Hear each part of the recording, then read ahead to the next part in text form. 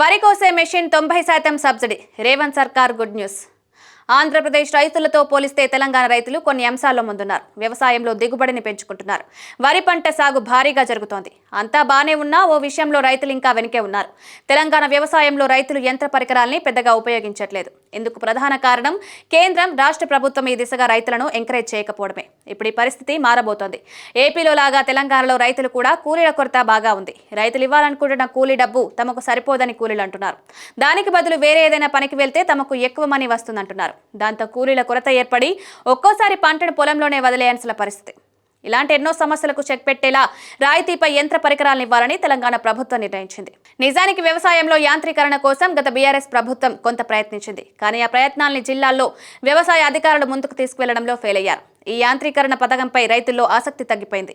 ఇప్పుడు కాంగ్రెస్ ప్రభుత్వం వచ్చి సంవత్సరం అయిపోవడంతో కొత్తగా ఏదైనా చేయాలనుకుంటున్న సమయంలో ఏపీలో అమలవుతున్న సబ్సిడీకి యంత్ర పరికరాల పథకాన్ని తెలంగాణలోనూ అమలు చేసేలా ప్రభుత్వం ప్లాన్ చేసింది.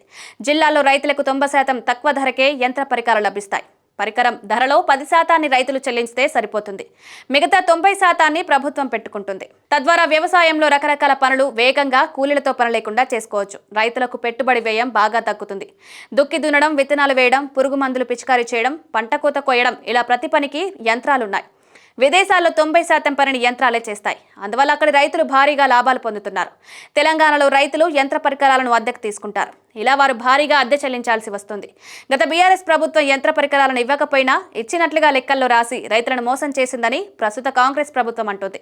తాము మాత్రం ఎలాంటి అక్రమాలు లేని విధంగా రైతులకు యాంత్రీకర పథకాన్ని అమలు చేస్తామని తెలిపింది.